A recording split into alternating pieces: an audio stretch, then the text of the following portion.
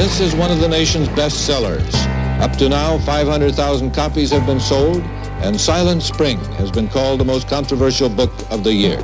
Rachel Carson's push to limit the use of powerful pesticides like DDT helped spark the American environmental movement. Rachel Carson is one of those rare individuals who brought about change in all of our lives. But the seeming loss of this pesticide in the fight against malaria also turned her into a poster child for environmental regulation gone too far. DDT was eliminated and malaria made a comeback, and millions of children in the third world have died because of this nonsense. Although environmentalists worship her, I say, she's a mass murderer. If you discredit Rachel Carson, you discredit the founding principle of the EPA.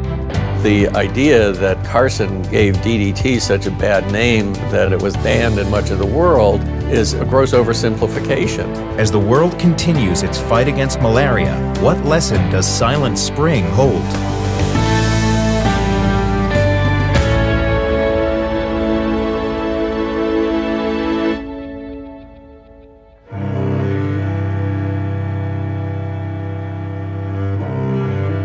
She was a very soft-spoken soul who loved nothing better than going down to the tide pools of the rocky Atlantic shores and studying creatures and their habitats and their relationship to each other.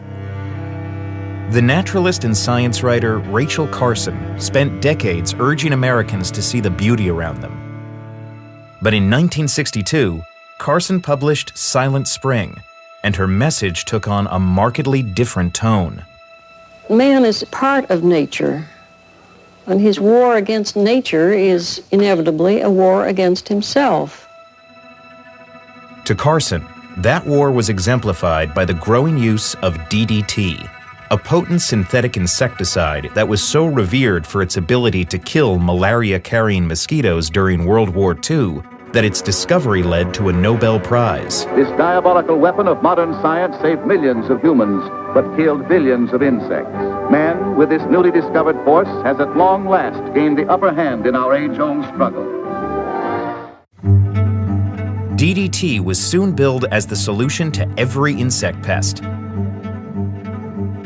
And in time, upwards of 80 million pounds was being sprayed annually in the US alone, applied to everything from vast forests and cropland to spreading tracts of suburban American homes.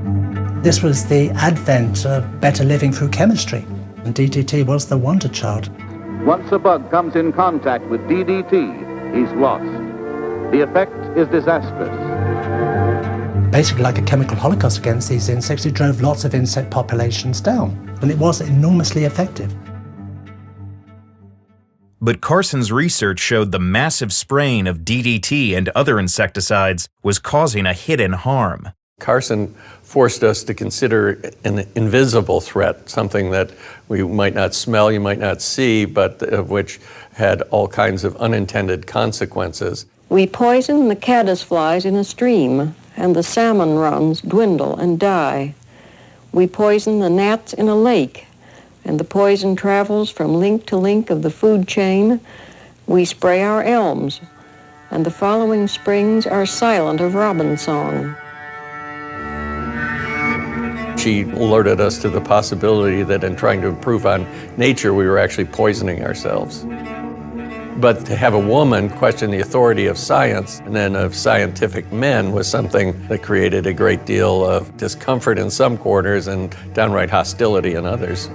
Time magazine called Miss Carson's book an emotional and inaccurate outburst. The major claims in Miss Rachel Carson's book, Silent Spring, are gross distortions of the actual facts. If man were to faithfully follow the teachings of Miss Carson, we would return to the Dark Ages, and the insects and diseases and vermin would once again inherit the earth. But as evidence mounted that DDT was a persistent and damaging environmental toxin, its pervasive spraying raised increasing political and scientific alarm. A government-backed scientific panel today reported that pesticides may indeed represent a grave threat to mankind. The average American already has more DDT in his body than is permitted in the meat and fish that we eat. It does not go away, it accumulates, and it passes to babies through their mother's milk. By the 1970s, Carson was being hailed as an environmental hero, while DDT was in retreat, with a host of developed countries, including the U.S., severely limiting its use. Silent Spring forced us to reconsider a fundamental faith in science and technology. But as the decades passed, the disaster some critics had predicted seemed only too near. In Africa and Asia, the mosquito is a mass killer. More than 2 million people die every year from malaria, which mosquitoes transmit. The Centers for Disease Control estimates that a child in Africa dies from malaria every 30 seconds. And the critics knew just whom to blame. By the 1960s, DDT had all but eradicated malaria. Then came Rachel Carson's Silent Spring book. Her misleading bestseller got the pesticide DDT ban. But the progressive nutballs had it wrong, as usual. And what is the result of DDT being banned? Malaria out of control in third world countries where before it had been nearly eliminated. But places like Burkina Faso tell a different story. Even though DDT was never banned in the fight against insect-borne disease here, the tiny country has become an epicenter of the world's malaria epidemic.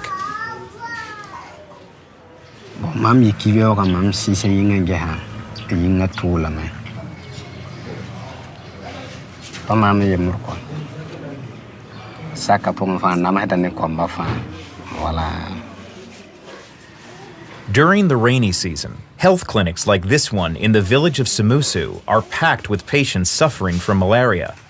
Nearly 40% of the country's residents end up contracting the disease every year. Go to any single healthcare, you will see for yourself. You will see a lot of people with kids there just laying down on the floor, suffering and then waiting for the treatment. The problem is that the mosquitoes here have become resistant to the pesticides used against them, including DDT. Insects are very good at out-evolving constraints. And so all over the world, lots of different insect species developed resistance against DDT. Mosquitoes that had a genetic propensity to metabolize DDT survived the spraying, and every year, those survivors reproduced and multiplied. In many African countries, that resistance, combined with decades of government neglect, poor infrastructure, and abysmal healthcare systems, to turn malaria into a perfect storm. In West Africa, you can't really use DDT because the resistance is extremely high pretty much everywhere. DDT didn't work, which has nothing to do with Silent Spring. In fact, Carson had warned of this very problem. Inevitably, it follows that intensive spraying with powerful chemicals only makes worse the problem it is designed to solve. Rely on a single insecticide, you'll get immune insects. Over the last decade, malaria rates have come down through a combination of new anti-malarial drugs and insecticide-treated bed nets. But these results are endangered by the same mistakes. Over-reliance on a small set of tools, including pyrethroid insecticides. It used to be that you could kill a mosquito with pyrethroid insecticide in minutes. Now 10 hours exposure kills about 25% of them. Unless we get new technologies to box in the mosquito very quickly, then we're probably going to lose all the gains we've got from the last 10 years. That's because the mosquito continues to adapt, evolving not only new defenses to insecticides, but new feeding habits as well. Some mosquito populations can actually recognize the silhouette of a door, and they go for people when they come in and out of doorways. That's how sophisticated evolution can be in changing behavior. Bonjour, bonjour. Here, in this cluster of research sites set among Burkina Faso's rice fields and villages, promising new strategies are put through their paces, including one developed in Raymond St. Ledger's Maryland lab. Most insects don't die of old age or because they get snapped up by a passing bird. They actually get killed by disease. And more insects die from fungal disease than any other kind of disease agent. St. Ledger decided this fungus could be improved upon, so he genetically altered it to produce a spider venom, turning the fungi into a mosquito terminator of sorts. So basically it's a vehicle which makes its own insecticide and then functions like a hypodermic. the fungus injects the insecticide straight into the blood of the insect. Since mosquitoes must first be infected by the malaria parasite before they can pass it on to humans, Johns Hopkins University immunologist George Demopoulos has genetically supercharged the mosquito's natural defenses against contracting the disease. He has also used bacteria found in mosquitoes' intestines to help block the development of the parasite before it can multiply. It's like giving the mosquito a probiotic that protects them against malaria. So you can put all of these different innovative approaches together. They all dovetail with each other, and that's going to be the solution. The solution isn't going to be relying on any single technology as the silver bullet. These scientists stress the need for a more holistic view of pest control, which is exactly what Rachel Carson was advocating for in Silent Spring. Despite claims by some modern-day critics, Carson understood there was still a need for pesticides. We must go on to think in terms of other methods of control, of much more scientific, much more accurate and precise methods. You can't just step in with some brute force and change one thing without changing a good many others. We are learning that lesson. We're doing our best to learn that lesson. The mosquito, meanwhile, continues to evolve, an ever-adaptable animal, carrying not just malaria, but dengue, yellow fever, Zika, and a host of other diseases, as it pursues its ancient hunt for human prey. A recent study estimated that vector-borne diseases, mostly mosquito-borne diseases, have killed half of all the humans who ever lived. They are by far and away the most dangerous animal. They're even more dangerous to us than other people are. So ideally, we want to develop an evolution-proof system for controlling them.